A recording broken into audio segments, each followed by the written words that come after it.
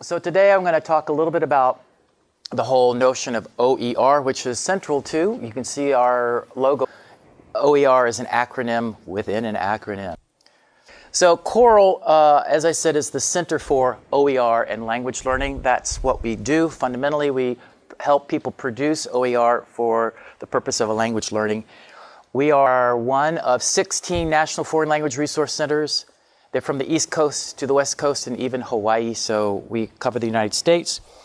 Our money comes from the federal government. And let me start with this. OER is, I think, really growing in importance because right now in higher education, also in secondary education, we have a crisis in this country. And if you think it's bad in the United States, it's much worse in many parts of the world. So open education, the concept of open education is a grassroots movement by educators all around the world. It's a global movement of educators like me and you trying to solve our own problems. Governments are not going to solve our problems. In fact, state governments, federal governments, they're actually decreasing the funding to education. So open education is a do-it-yourself movement of educators trying to solve our own problems. And one of the biggest problems is the money that's involved. In higher education, this little fact I think is important. $1,300 per year on textbooks. That's the average for an American college student, which means that over the, they're getting an undergraduate degree, $5,000. That's a lot of money. Students at the University of Texas at Austin can afford that, but a lot of institutions, they can't. If they're coming in, a lot of what's happening is because this is actually, we've reached a tipping point. So a lot of people, we have evidence of this, we do surveys, they're choosing their courses based on how expensive the textbook is, or how cheap the textbook is. Or they're finding creative ways not to buy the textbook. One person will. And this is now affecting graduation rates. So it has really become a crisis, and people in higher education are starting to talk about this. Secondary education, I think it's in ways even worse. I know teachers across the United States that are being told by their school districts, we don't have textbooks. It's true. They are being hired and they say, well, we decided Round Rock, which is a suburb of Austin, just north of here, a fairly well-to-do suburb, they just decided not to adopt any more textbooks. We're done with it because it's too expensive. And the parents were complaining and they say they're outdated and on and on and on. So we have really hit a turning point. A couple years ago, the Department of Education, the U.S. Department of Education, decided to start to promote this idea of open education as maybe a possible solution. And I want you to watch this. It's only like a minute and a half, 2 minutes. This describes what open education is really all about. Education is vital. It enriches our lives, sustains our communities, and helps us grow into the future. At least, that's the idea. Truth is, education as we know it is failing millions around the world. Take Tundo, for example. He's a bright kid with big dreams, but the education he's getting is holding him back. You see, Tundo's school can't afford the latest learning materials, so he has to work with textbooks that are completely outdated. To make matters worse, Tundo's teacher is also left using outdated information, often without even realizing it. And even if he manages to overcome this and gets into college, the cost of all the lessons, books, and notes he needs will land Tundo in a pile of debt. It's not just Tundo. This situation is being replayed in schools and colleges all around the world. So much for education for all. So how can we fix things? The answer lies in open education.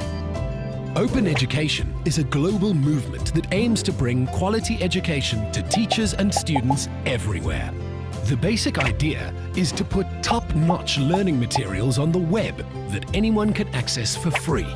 You see, unlike textbooks, open ed resources can always be revised, so they're never out of date. Teachers are given free license to adapt them and improve them, giving students exactly what they need to achieve their dreams. As all open ed resources are free to share, schools are no longer limited by where they are or how much money they have. And if you think open education doesn't make the grade, think again. Open ed resources are being created by the world's most respected institutions and scholars. From the highest branches of government right down to grassroots level, open education is changing lives. Visit creativecommons.org/education to learn more. I said this is a global movement, so this was a marketing firm, a PR firm from South Africa. South Africa's, I mean, most of the OER that are being produced are coming from North America and Europe, but Asia is really exploding.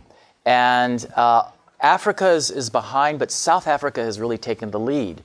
And again, because the federal government at South Africa realizes that if they create these materials and put it on the web, everybody has access, and it's driven down costs. OER Hub, if you type HUB, is a clearinghouse for research being done in OER. And just go to Google and do OER Hub, and that's the place to go on the internet for research that's being done on OER, the impact of OER. And they have 11 different hypotheses that they talk about. So the impact on learning, the impact on finances, the impact on everything. Yeah. And the research studies are coming in from all over the world. So that's really interesting. Yeah. Okay. So our mission here at COERLL is then, just like all the 8 LRCs, the Language Resource Centers, is to improve foreign language teaching and learning, but we do that through open educational resources. What is open education? And I like this quote. Of course, it comes from Wikipedia. Where else do you go today? A collective term that refers to the forms of education in which knowledge, ideas, or important aspects of teaching methodology or infrastructure are shared freely over the internet. So this is fundamentally kind of a digital movement. We're using the internet to share all of our knowledge. I like this better. This is a good quote. The open education movement, so it's a movement, you're now part of a movement, is based on a set of intuitions shared by a remarkably wide range of educators, let's say, that knowledge should be free and open. So this is a right. This is about education as a fundamental right for human beings, okay? It's about social justice. Everybody should have access to information and knowledge. And it should be open and to use and reuse. That's what we were talking about yesterday, remixing. That collaboration should be easier, not harder. Universities and institutions sometimes make it hard for you to collaborate with each other. Okay, we want to break down those barriers. That people should receive credit and kudos contributing to education and research. We want to make sure you get credit for what you do and that people point back to you and give you credit. So we have to create an infrastructure for that.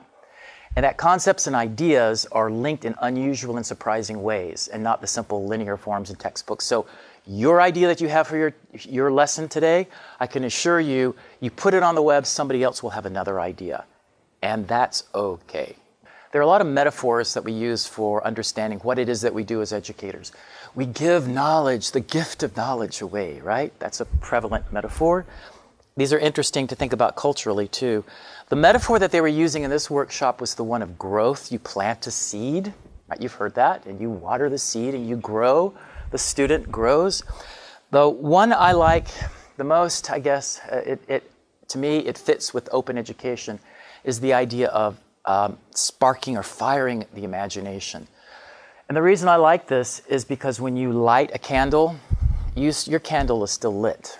So when you give ideas away, it doesn't mean you give them and you don't have them anymore. You still have it, but somebody else has it. And everybody can continue to give it away, but we all have it. That's the idea. So we want to light a lot of candles, and that's where we come to today with our the FLLITE lessons that you're producing are going to be shared with the world. So you're going to be an open educator. So again, what does OER mean?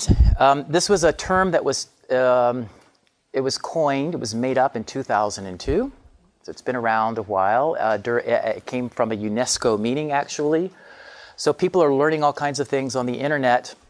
And basically, it just means any educational material offered freely and with the idea that you can remix it. So there are all kinds of OER. Anything can be an OER. We have open textbooks, right? This can be an open textbook. It looks like a book.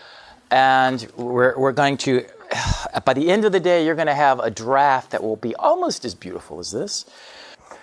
Entire courseware, but it can also be much smaller, quizzes or tests. You produce things all the time that could potentially be OER, but are not because you don't share them with others.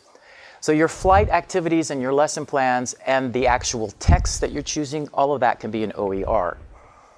So again, to make this really explicit, what we mean by open is we give everybody free access to the content that we create. There are no passwords, no fees. That's, the idea of free. But also we want to enable what we're calling the 4 R's, so you can reuse it, you can copy it verbatim. Now, teachers break these rules all the time. These are copyright rules, right? You make a copy and you want to take it and pass it out to your students. You violate a copy all the time, copyright. And you don't want to just make a copy for yourself. We want to redistribute it to all the students. But here we're even going beyond that. We were talking about revising and remixing yesterday. Those are all separate. And again, the notion of free in English, it really has two senses, and it means both of those.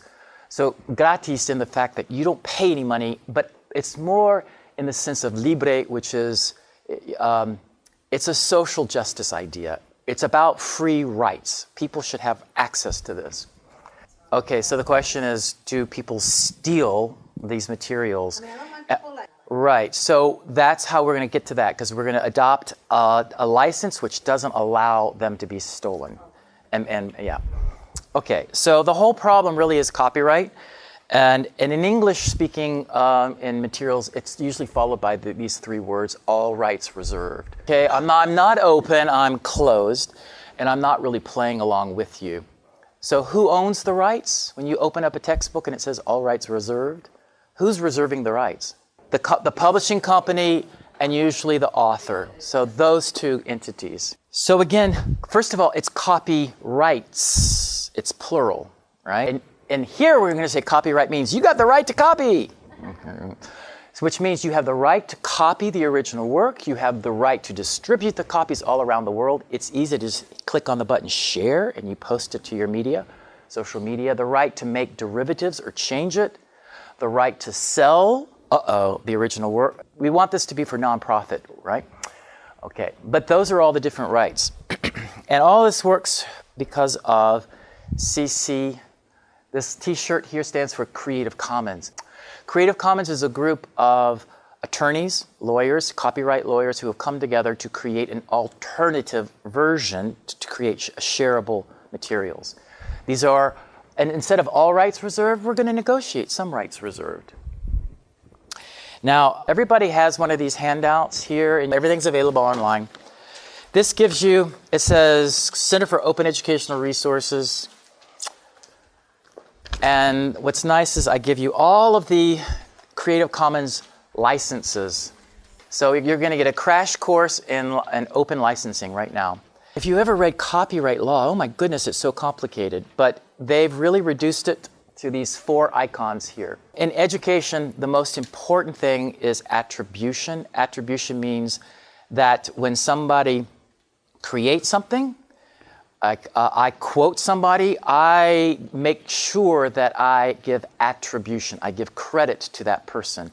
So yesterday I said Rick Kern. I had Rick Kern's name up there. I showed the book where it came from. I gave the citation. That's part of what we do as educators, okay? If you pretend that those words are yours, that's called plagiarism. We are not about plagiarizing. We're not about stealing. We're about giving credit to the originator. So every single open license, you see all of them contain this icon. That's the sine qua non of educational practice. You must have this. You must give thanks to the person who originated it. If you see this icon, this means what you started with must equal what you finish with. So you cannot make any changes, no derivations, no derivative works, okay? Does that make sense? So what you start with equals what you end with. The notion of share alike if we produce our materials for this, for FLLITE, we're going to put these two, attribution and share alike, on them. And that means that a publishing company, if they like this and they want to steal it, and then they want to copyright it, no. We're saying you must share this like how we are doing. Okay? So we're not going to allow you to take it and steal it and make money and do what? No.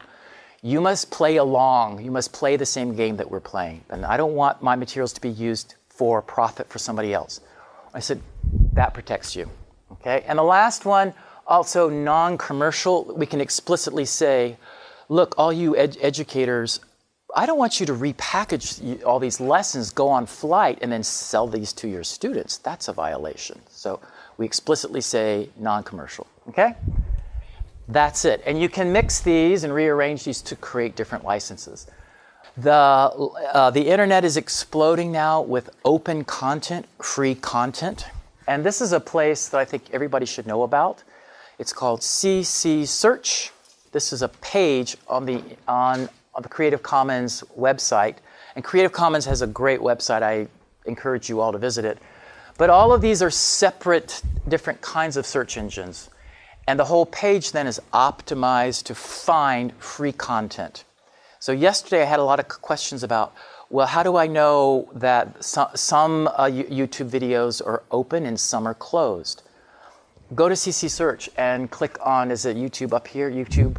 Click on that, and they've already set the filters, right, for you. And this will find all these YouTube videos that you're looking for. Okay? Okay, in other words, all of this stuff carries a CC license. It finds all those materials, whether they're photos or videos or whatever, that have a CC license. Which is interesting because putting a CC license on your OER makes engines able to find it. That's really important. Because if you can't find something on the internet, it doesn't matter, right? There are lots of places for you to find open content. I mentioned Flickr yesterday, which is a great place for photographs, videos. And notice this slide is a couple months old, so all of these numbers are kind of outdated. But it's kind of an explosion of open content. And real quickly, those of you who are looking, today you've already got a text. You may want to add on a couple visual aspects to make this look pretty. So if you go to Flickr, there will be, and this has changed because they're constantly changing their websites, but there's a filter here, and make sure then you just choose, before you use the search engine, Creative Commons. And that will give you then all the openly licensed materials. And just to show you, so I'm a French professor and I want to use this I'm talking about the monuments in Paris. I have found Rob Lee, this is the person, and this is the photograph that he uploaded that he took himself, Eiffel Tower at night, that's the name. We have a Creative Commons license. So what does this mean? Now you're an expert in Creative Commons licenses. What does this mean?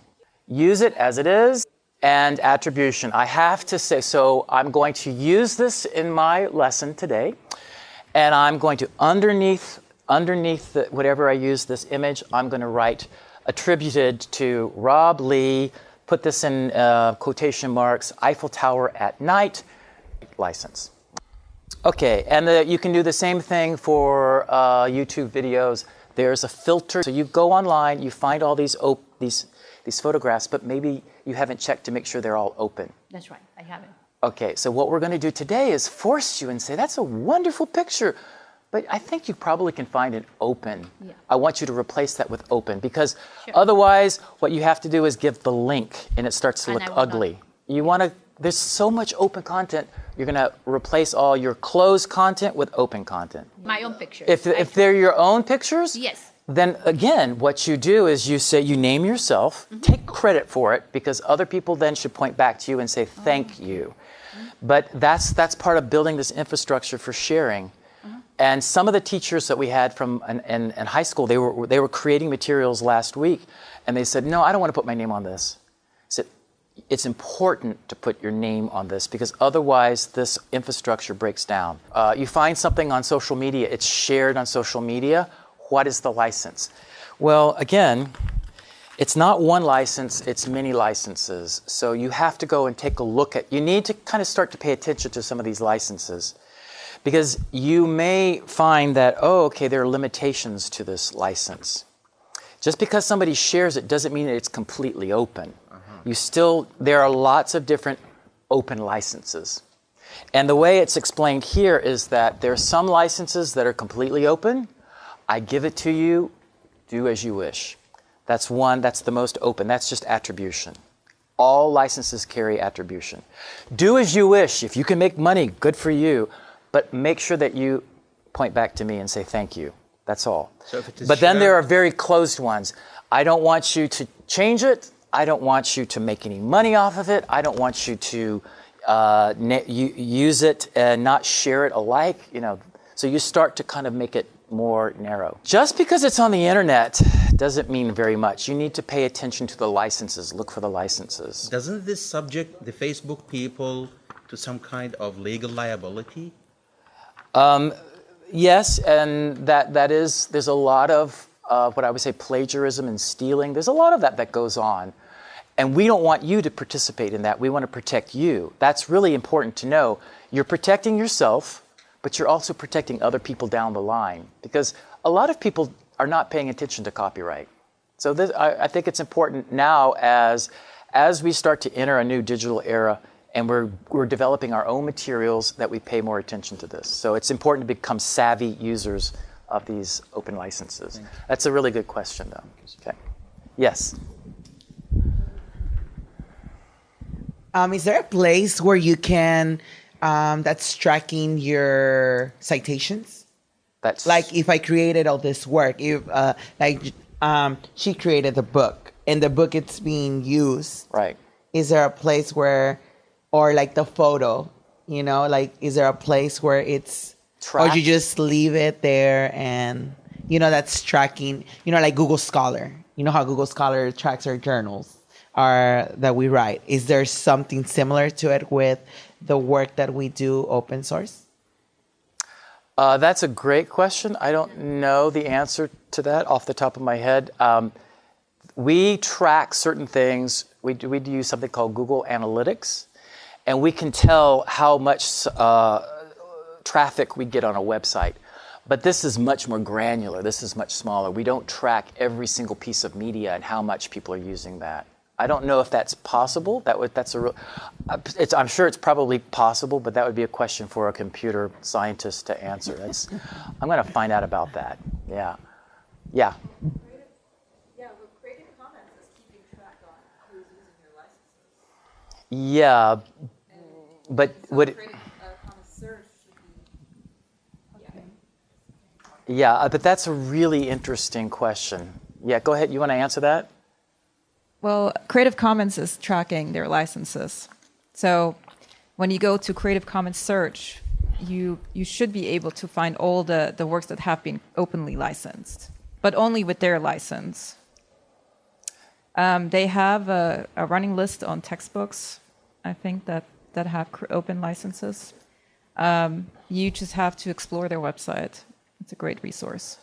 So what I'll kind of, to piggyback on that question, to continue, when you create like an OER and you want to make sure that your OER is used, you can. One of the best ways is to put it in a repository, an OER repository.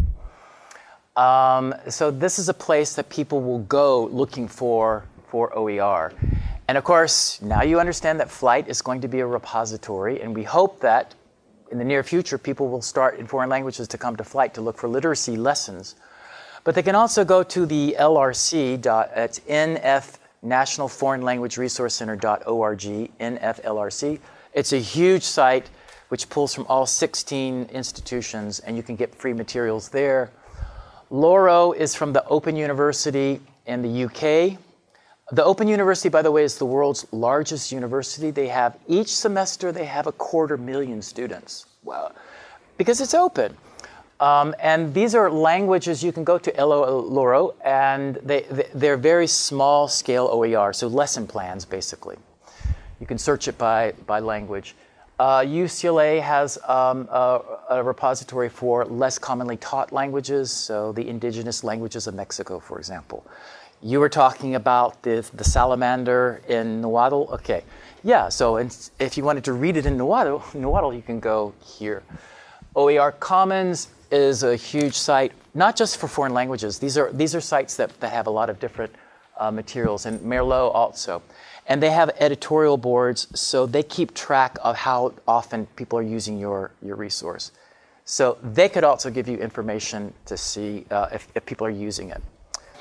We are also an OER repository, and we get a lot of traffic. We get millions of users now. So here's the COERLL homepage. You don't need to know the URL. Just type in COERLL, and you'll come here.